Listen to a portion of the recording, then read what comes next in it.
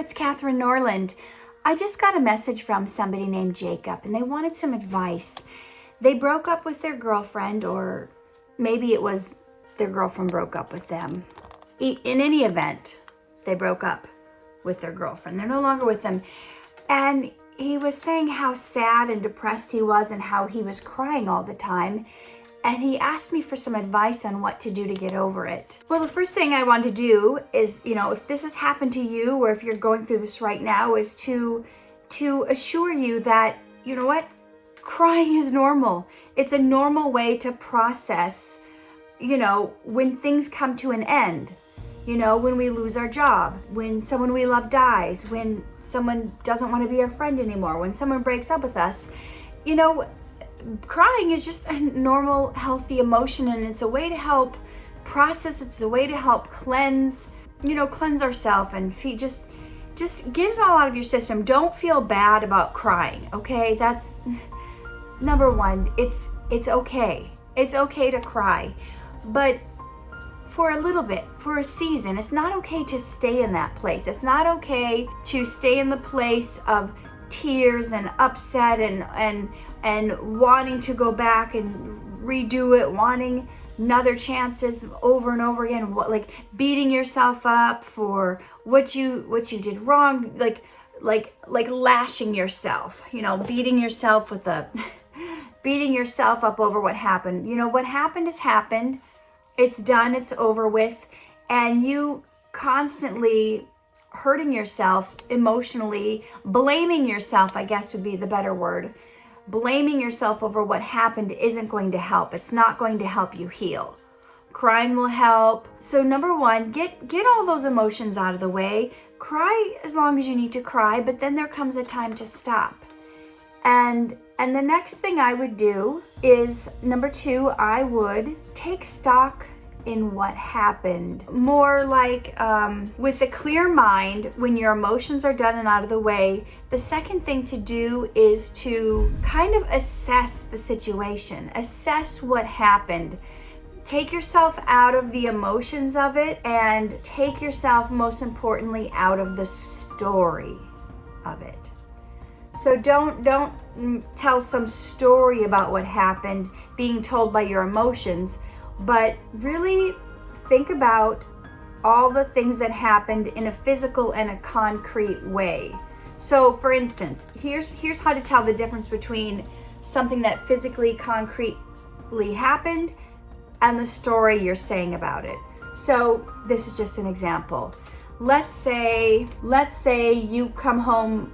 You would come home a lot late, and that made her angry. So you could be telling yourself a story that you coming home late, maybe you were hanging out with your guy friends, maybe you had to work late, whatever it was, but maybe she was making up a story that meant that you were out cheating on her, or maybe that meant you didn't care about her, or there could be all kinds of reasons. So the concrete physical thing is you were coming home late. The story she might have made up about it is that meant you didn't care. That meant you were cheating. That meant this or this. So there's things that happen, and then there's stories we tell about it. There's things we make up about it. So maybe when you're breaking this down in this second step to kind of assess what happened, so you can know what your part in it is. So maybe you coming home late played a part in her wanting to break up with you. Now, the story she made up about it maybe didn't have anything to do with you coming home late. That's just what she decided. And her breaking up with you could have made up a story about it. You could have made up a story that she didn't love you anymore, she didn't think you were good enough, you didn't measure up, you didn't make enough money, But if she never actually said any of those things were the reason, that could just be a story you're making up. And sometimes it's so hard for us when someone leaves us or breaks up with us. We are so desperate to put the pieces of the puzzle back together. We want it to make sense because it doesn't make sense.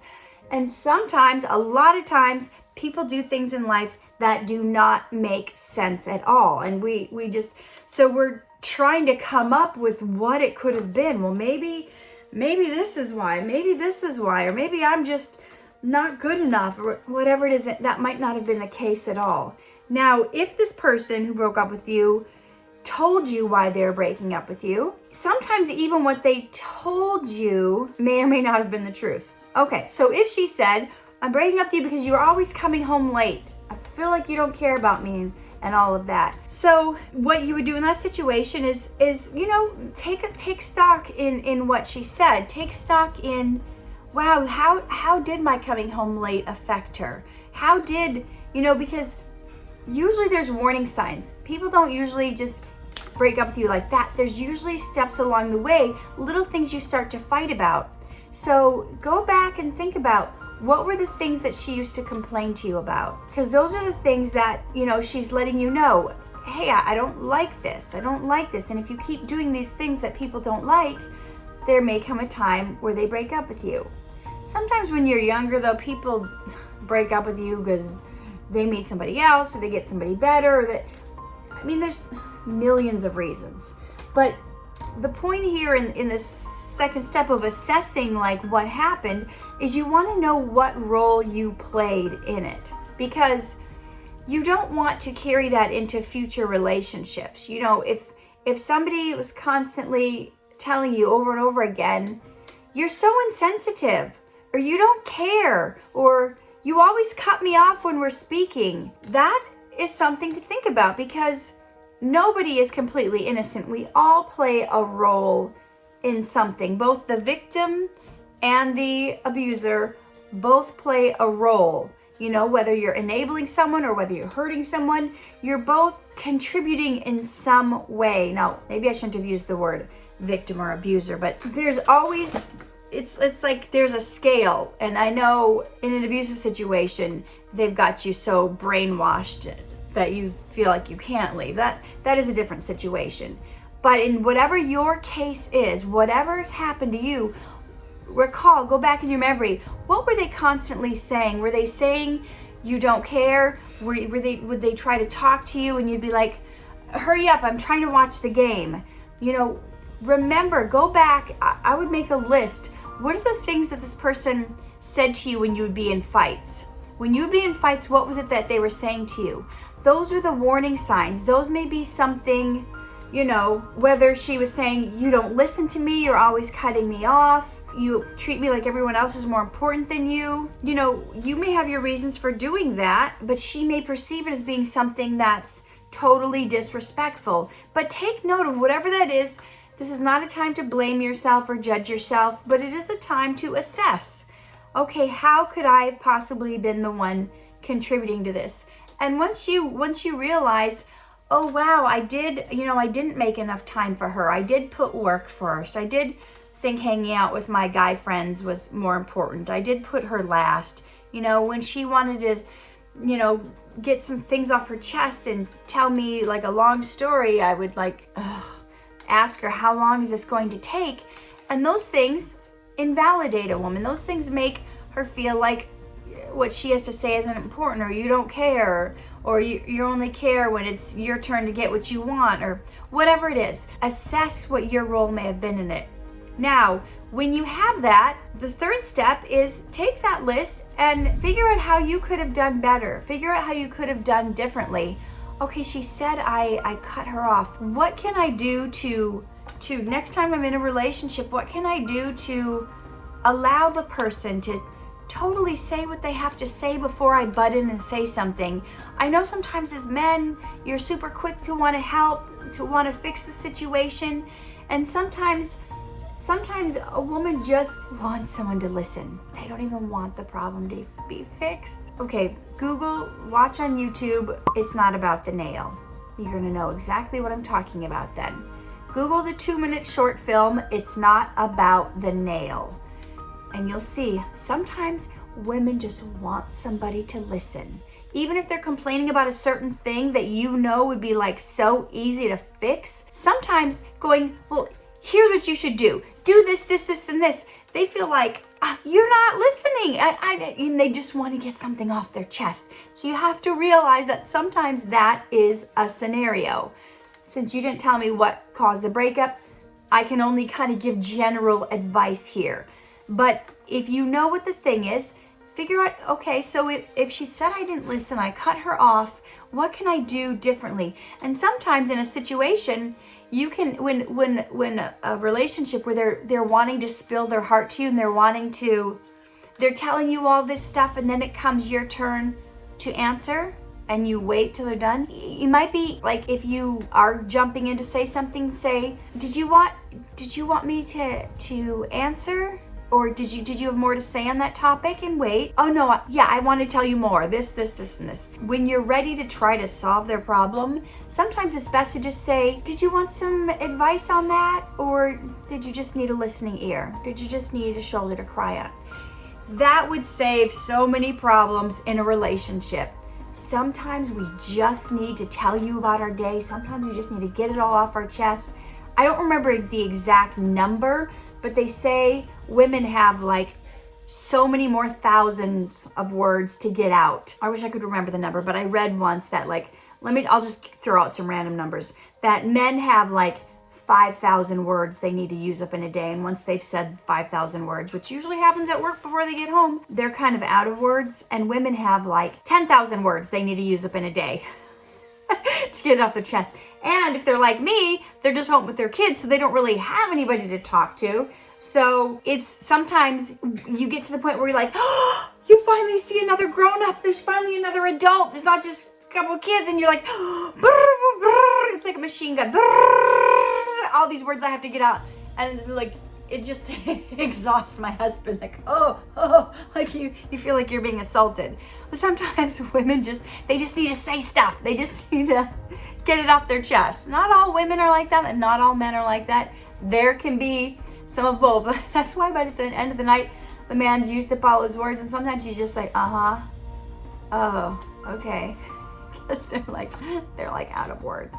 Okay, so step number 2 is assess. Step number 3 is figure out what you could have done differently in that relationship to make it work. Once the second step of assessing it is over, you go, okay, these are the things I could have done. What would I have done differently? If the situation is, I was coming home late all the time and she couldn't stand that, give her a text, give her a call. Honey, I'm so sorry. I know I told you I was going to try to be home when I said I was going to from now on, but my boss just put this pile of papers on my desk. If I don't get it done now, I'm gonna have to go in over the weekend, and I would just want to spend my weekend with you. I love you so much. I don't want to stay late. I'd rather be home watching a movie and cuddling with you on the couch, but I know if I don't do this now, I'm gonna have to go in on the weekend. I hope you understand. Letting them know in advance, not just sending a quick text, I gotta work late, but making that phone call, explaining the situation, and saying, are you okay with that? Are you okay with me coming home late tonight? If not, I'll come home when I said I would, and I'll just let my boss know I'll come in half a day on Saturday, and then we'll knock these papers out. Whatever it is, doesn't matter what the situation is. I'm showing you how to work through what you could have done differently to make the complaints of the relationship better.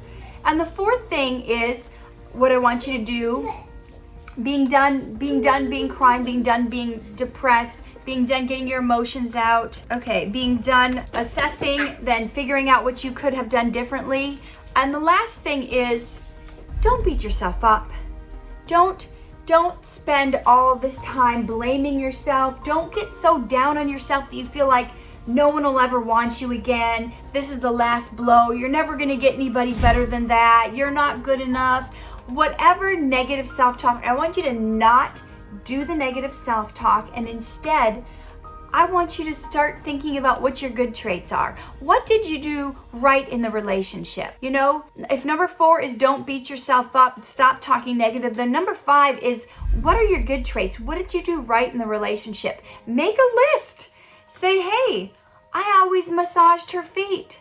I held her hand in public. I wasn't embarrassed of our relationship. I love to cook for her. I love to cook her favorite dish. Whatever it is, make a list of your good traits. Don't be down on yourself, number 4, and make a list of your good traits. Because I want you to be, when you're healed and whole, when you've assessed what you did wrong in the relationship, when you go through step 3 of figuring, really going, what could I have done differently to make it work? Number 4, not beating yourself up, being so hard on yourself. Then go to number 5 and have that list of good traits, because you want to be able to like go, okay, that hurt. I wish it didn't turn out that way. Here's what I did. Here's what I did wrong. Here's where I neglected it. Here's what I could have done better. And you know what? I'm not going to be hard on myself, because we all make mistakes. We all make mistakes in life. Yeah, I could have done better, but I didn't. And that's just how it ended. But I'm going to make sure the next relationship doesn't turn out like this one did. I'm going to take responsibility to do my part, to do the things that I should do. And I'm going to ensure the next relationship won't end like this. So I am going to make a list of my positive traits. I am going to say, these are the things I could do. These are the areas I could get better.